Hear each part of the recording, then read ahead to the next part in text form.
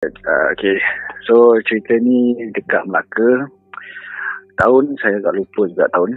Tapi masa tu saya belajar dekat sebuah kolej di Melaka. Kalau saya sebut kolej ni agak popular lah, kolej tu dekat Melaka. Ramai orang tahu kolej tu dekat mana. So saya tak payah sebutlah kolej tu . So masa tu saya ambil jurusan perniagaan, pentadbiran perniagaan, degree dekat sana. Saya belajar sana selama 3 tahun dekat Melaka. So kisahnya bermula ketika saya masa tu dengan girlfriend saya, iaitu orang rumah saya sekarang. Berjalan, saya temankan dia berjalan daripada kita orang punya college nak menuju ke hostel siswa, hostel siswi. Kita nak pergi sana. So kejadian berlaku lebih kurang dalam 7.30. Okay. Kebetulan masa tu kami jalan kaki sama-sama. Dan kami lalu dekat sebuah bangunan yang kita orang panggil bangunan Sirim. Siapa orang Melaka tahu lah bangunan Sirim tu dekat mana. Kita lalu kat tepi tu dalam pukul 7.30 pagi, azan pun berkumandang. Tiba-tiba saya punya girlfriend saya tu, dia kata kaki dia macam ada orang gigit. Dia kata kaki dia sakit sangat, macam ada orang gigit. Macam dia rasa macam ada gigi melekat dekat kaki dia masa tu. Okay. Sampai dia tak boleh nak berjalan. Okay. Sampai dia tepis-tepiskan punya kaki tu. Saya ingatkan semua semak api ke apa. Tak ada semak api. Tapi dia memang tepis macam ada benda gigi yang gigit kaki dia. So, memandangkan kita ni masa dekat kampung dulu adalah pengalaman sikit-sikit. So, saya minta izin kat dia lah untuk kita bacakan sikit ayat. Ayat suci Al-Quran lah. Minta izin, kita tak pegang pun. Kita je baca dan kita hembuskan je. Kemudian dia kata dia ada kurang sikit, baru dia boleh jalan. So itu adalah permulaan ceritanya. Itu adalah hari pertama yang dia kena. Jangan cuba lari. Pintu bilik gelap sudah dikunci.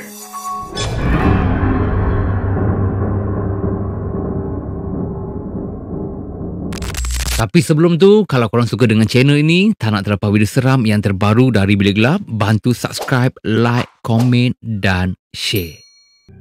Untuk hari yang berikutnya, pada besoknya, saya punya teman wanita, iaitu isteri saya, dia dah hilang selera makan. Dia cuma dapat makan bila dia keluar dengan saya saja.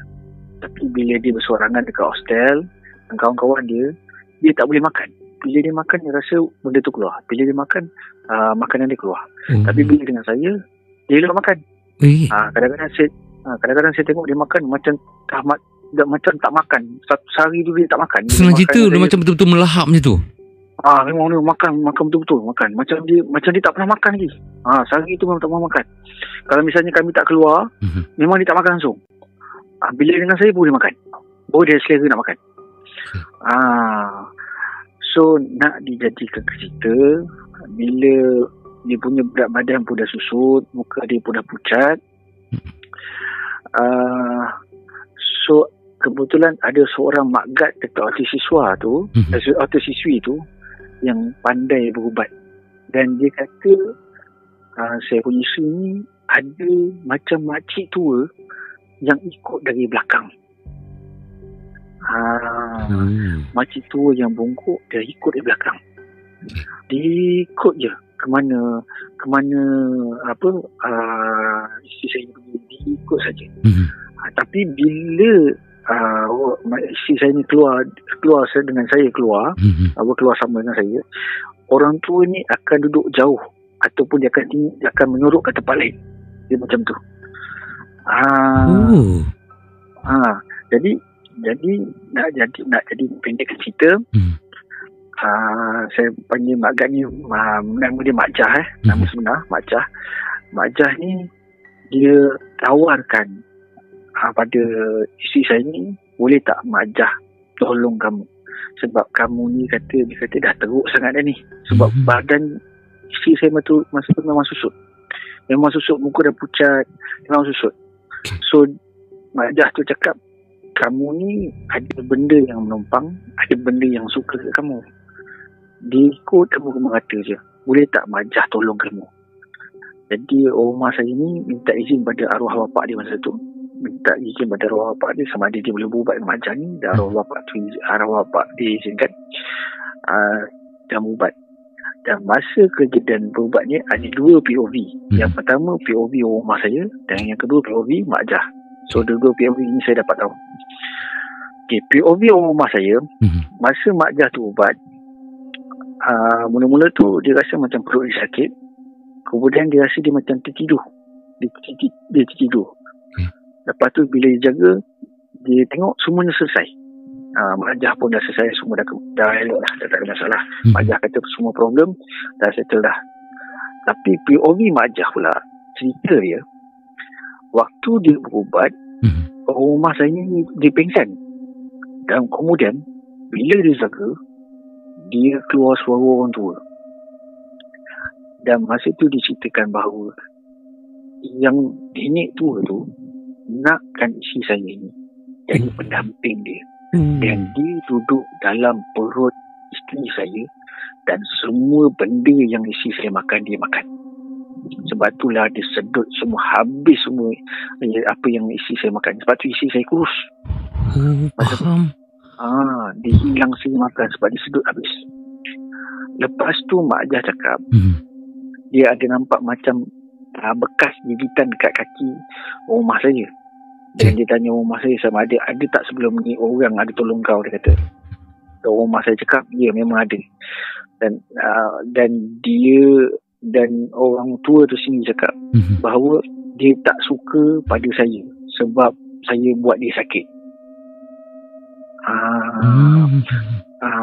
Sebab Majah cakap kalau misalnya masa tu saya tak bacakan surah Al-Fatihah dengan 30 termasuk ayat kursi untuk lepaskan gigitan kat kaki tu, kemungkinan besar kaki rumah saya tu kena busung. Astaghfirullahaladzim. Jadi dia membengkak dan kemungkinan kena potong. Tapi sebabkan saya dah tahu awal-awal, jadi begitu tak jadi, dan dia lari masuk dalam perut rumah saya. Itu menyebabkan rumah saya ni sekarang hilang, masa tu hilang makan, hilang rasa selera, habis semua zat disedut. Dan kemudian masa Mak Jah ubati rumah saya tu, Mak Jah cerita tingkap pintu masa tu orang berubat dekat surau siswi, surau dah kat hostel siswi tu ada surau, orang berubat kat situ. Pintu surau tu macam kena hempas angin. Kat luar tu seolah-olah ada ribut kuat. Pintu terbuka tutup macam ada ribut masa tu. Tapi kat luar tu macam tak ada efek apa-apa. Cuma orang yang dalam surau tu, yang Mak Jah dengan isteri saya, yang diorang nampak yang benda tu terbuka tutup. Isteri saya ni macam seorang separuh sedar, dia antara tahu dengan tak tahu.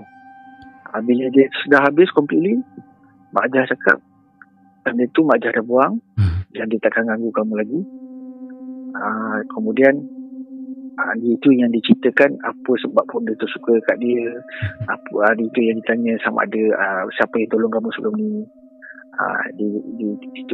Itu yang terjadi pada rumah saya. Tapi bang kan, bila abang bila si isteri masa tu girlfriend lah kan, dia dengan abang, jadi dia berselera makan. Jadi benda tu dia duduk jauh bila ada abang kan. Mak Jah cakap dia duduk jauh. Bila saya datang ambil rumah saya dekat hostel, benda tu dia duduk jauh, dia tak nak dekat. Jadi orang rumah saya ni boleh makan, boleh meluk. Sebab tu bila dengan saya, dia makan macam sehari tak makan lah, dia dapat makan. Dan agak-agak waktu tu okey. Saya pun ada soalan yang seterusnya, tapi saya bagi soalan ni dulu. Kalau abang dah lama kenal dia, jadi abang tengok dia punya saiz badan tu memang kurang, berat dia memang dah kurang agak-agak berapa bang time tu? Sebelum kejadian tu berat badan dia okey, berat badan dia memang ideal, memang tak ada masalah. Tapi bila kejadian tu, benda kejadian tu bukan sehari dua tau, dia berlarut sampai 3 minggu. So badan dia memang susut. Kejadian sebenarnya 3 minggu kejadian ni. Tapi kita compile kan, bagi tak sebab 5 minit kan. 3 minggu punya kejadian. Lepas 3 minggu tu barulah Mak Jah tu offer nak tolong. Sebab dah teruk sangat dah orang rumah saya. Sebab muka dia dah pucat, selera makan dia dah kurang. Kejadian tu dalam 3 minggu berlarut-larutan. Dia cuma dapat makan bila dia keluar dengan saya, baru dia dapat makan. Sebab benda tu keluar, duduk luar sekejap, lepas tu masuk balik. Ada yang komen kat bawah, dia cakap, kenapa nenek tu takut dengan lelaki ke? Apa? Bukan takut lelaki ni. Sebab dia cakap, nenek tu cakap dengan Mak Jah bahawa saya pernah sakitkan nenek tu. Masa sebenarnya yang gigit tu adalah nenek tu, dan saya adalah orang yang sakitkan nenek tu. Sebab tu dia takut nak berdekat dengan saya. Gigitan yang pertama tu kan orang rasa. Gigitan pertama. Dialah yang gigit, dan saya orang yang lepaskan gigitan tu. Jadi dia takut. Sebab tu Mak Jah tanya pada orang rumah saya, siapa yang ubat kau sebelum ni? Dia tak bagi orang rumah saya cakap saya. Tapi Mak Jah cakap cara dia ni belum orang kata ilmu belum ampuh lagi, tapi boleh, tapi tidaklah ampuh, dia kata. Boleh lah untuk emergency, boleh lah, tapi nak kata bagus sangat tak lah. Banyak lagi dia perlu perbaiki. Itu yang Mak Jah pesan. Dan dia orang masa sampaikan kepada saya. Tapi saya cakap lah, saya bukannya orang nak berubat. Saya just untuk ni boleh lah. Saya cakap nak berubat bukan saya orang dia. Kena cari orang lain.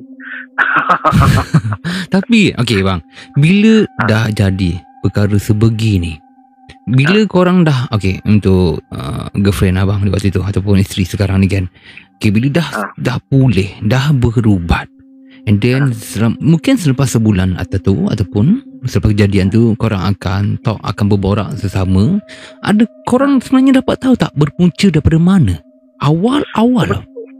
Sebenarnya benda tu, dia tu kena faham ya, bumi Melaka ni ada macam-macam. Bumi Melaka ni ada yang tinggalan daripada orang dulu, masih ada kat situ. Yang dah beratus tahun pun masih lagi ada kat situ duduk.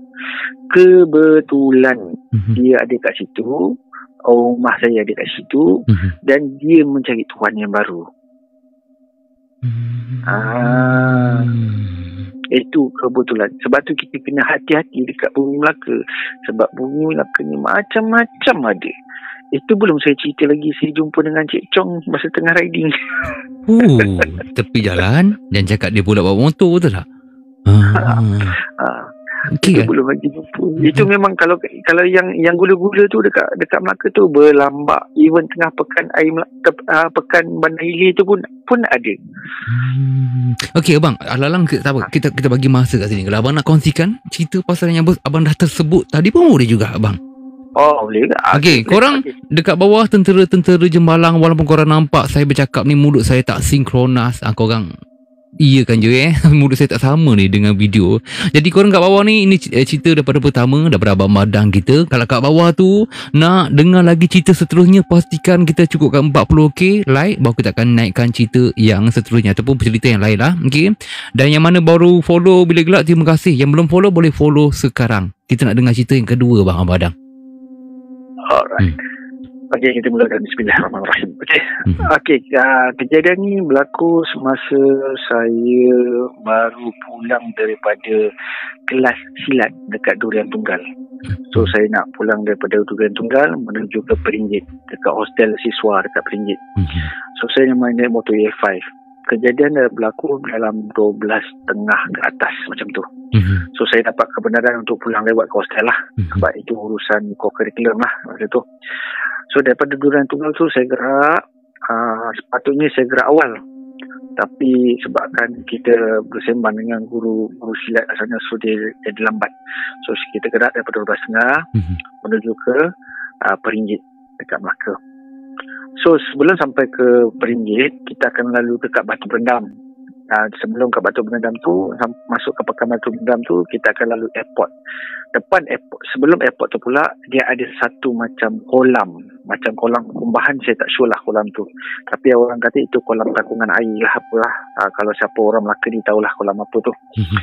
So kolam ni, menurut apa yang saya dengar daripada budak-budak silat yang memang lokal dekat area Melaka tu, diorang kata kat situ banyak orang bunuh diri.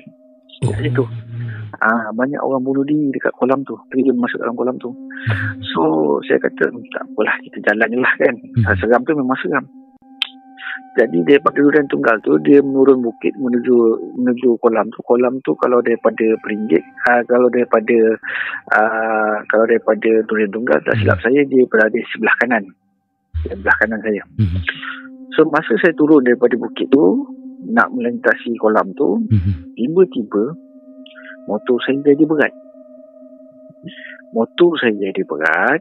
Daripada 80 dia turun sampai 40. Slow sangat bang. Kita bawa EFI kebun. EFI memang EFI tak adalah EFI stok Marbit ada. Memang EFI stok kebun. Standard bunyi lah. Bunyi tepek enjin. Tepek enjin lah. Siapa yang main motor tahulah. Tahu. Motor tahulah. Dan kita bukanlah mak rempit, kita motor kebun je. Okey. So bila dah sampai 40, kita nak pulas habis lagi. Memang enjin dah meraung, tapi still juga 40. So kita bawa, jadi kita tak nak pulas lebih-lebih. Kita just slow je. And then dekat kawasan situ ada lampu jalan. Masa dekat lampu jalan tu kita nampak lintasan bayang-bayang kan. So saya nampak lintasan bayang-bayang dekat bawah tu. Saya nampak ada benda dekat belakang lagi, satu bayang-bayang lagi kat belakang. Saya kata, ada pula yang menumpang aku ni, gaji pula ditumpang aku malam-malam ni, kata.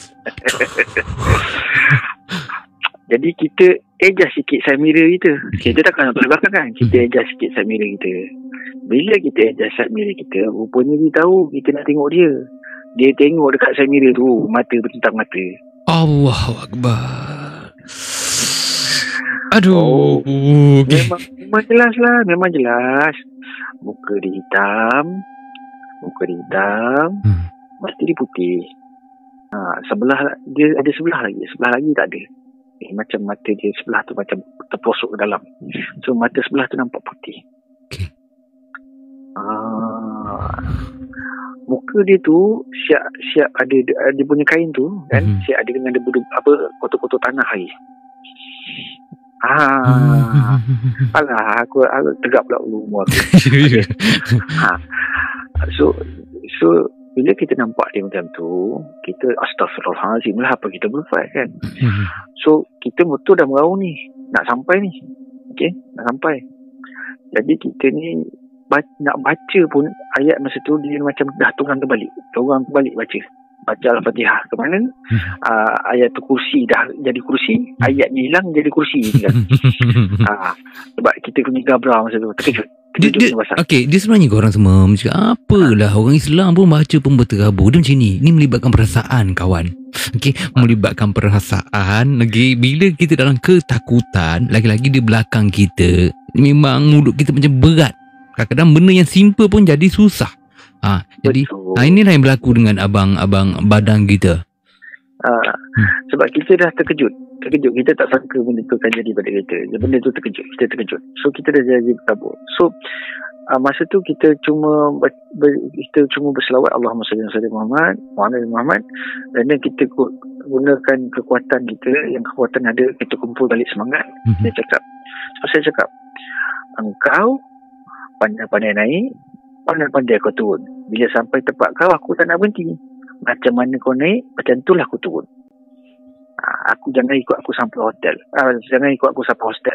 Kalau kau ikut aku sampai hostel, aku bakar kau ada hostel orang. Tahu ke tahu?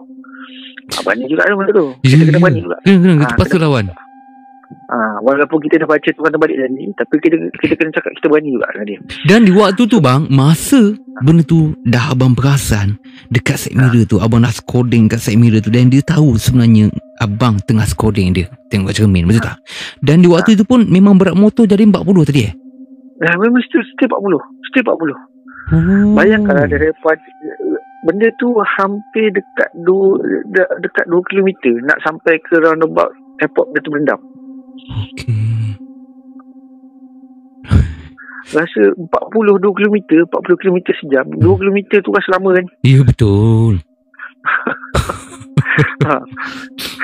So kita nak sampai ke roundabout airport Batu Berendam tu, roundabout ada satu roundabout kat situ. So bila sampai roundabout tu, tiba-tiba motor saya jadi ringan. Kita dapat rasa macam ada benda turun tau. Macam ada benda lompat keluar. Benda lompat turun. So bila dah lompat turun, kita punya motor rasa ringan.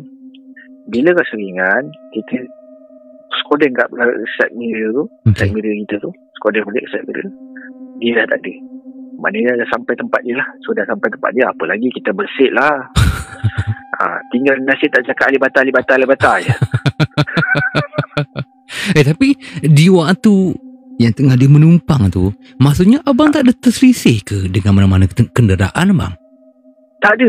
Dia tiba-tiba ada je. Dia tak ada berselisih. Masa kita pergi tu tak ada apa. Sebab kita pergi dalam pukul 8.30 macam tu, tak ada apa. Balik tu tiba-tiba rasa berat je. Oh, maksudnya dengan kenderaan lain ada tak yang lalu tepi abang ke? Tak ada. Itu sebenarnya itu first time saya pergi ke Durian Tunggal. Sebab masa tu, malam tu adalah perasmian pembukaan kelas silat dekat Durian Tunggal. Kelas kita orang dekat Durian Tunggal. Itu malam tu. Itulah malam pertama saya pergi. Itulah malam pertama saya pergi. Itulah malam pertama saya sampai dekat Durian Tunggal. Sebelum tu tak. So balik daripada tu baru saya kena. Pergi tak? Balik tu kena. Adakah bila balik tu, memang tak cerita lah bang benda yang berlaku ni? Bila abang dah balik tu, tak ada cerita ke yang abang nampak yang ada benda menumpang dekat belakang abang? Abang cerita kat kawan ada? Masa balik itulah pengalaman saya masa balik daripada Durian Tunggal nak pergi balik ke hostel tu. Itulah yang kena tumpang tu. Masa pergi daripada Peringit nak pergi ke Durian Tunggal, saya tak kena tumpang pun, tak ada apa. Itu pengalaman saya yang kedua. Itu pengalaman saya lah. Saya ingat tadi abang jumpa pocong bila abang ride, dia duduk tepi jalan. Klise tepi jalan, rare belakang. Tapi yang ini kat belakang. Ada, dia tu bertumpang kat belakang. Dia tak ada muncul ke tepi, tak ada. Dia tu bertumpang kat belakang je.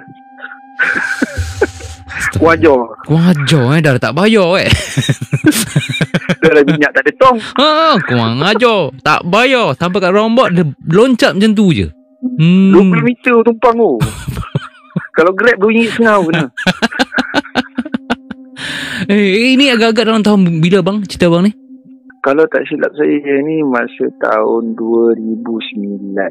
Ya, saya belajar 2010, 2009. Dan ini dah cerita daripada abang badan kita ada 2 cerita. Okey, yang mana yang belum follow Bilik Gelap boleh follow sekarang. Yang mana belum subscribe boleh subscribe, like, komen. Okey. Kolam Madek betul. Ya, ada yang cakap Kolam Madek betul. Kolam Madek. Ya, betul. Dia orang situ kot. Betul Alin, itu Kolam Madek. Ya betul. Okey, akhirnya bang diorang dah komen kat bawah. Ini kalau cerita ni di post ni mesti ramai lagi lah tahu di bahagian tu. Mungkin diorang ada kisah juga. Okey bang, seperti yang biasa bang. Okey, untuk cerita pertama tadi pasal nenek tua dan juga gigitan di kaki tu. Seperti biasa, apa pengajaran yang abang nak selitkan? Okey, pengajaran dia macam ni. Waima apapun terjadi, okay, at least kita tahu sikit sebanyak untuk bantu. Ataupun benda-benda macam ni kita tak tahu bila kena. Macam-macam kita tak minta pun, tapi dia kadang-kadang nak kena, dia kena. Betul? Jadi kita kena tahu sikit lah, tak banyak. Baca Al-Fatihah pun jadilah untuk sebagai pendinding kita. Okay?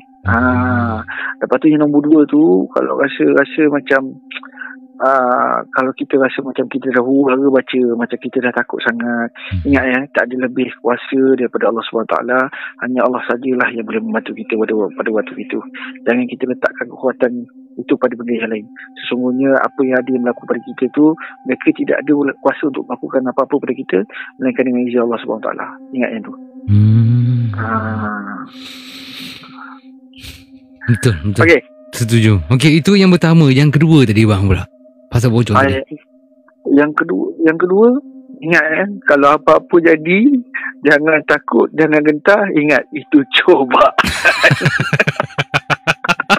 Saya lagi tambah seram bila abang cerita pasal cobaan ni. Okay? Tapi memang benda tu menduga kita, betul tak? Ya. Benda tu memang menduga kita, geng. Memang betul. Itu bagi saya benda tu sekadar nak bergurau. Ya, yes, betul. Itu nak bergurau. Tapi dah dapat pengalaman kat sini kan, melibatkan pocong.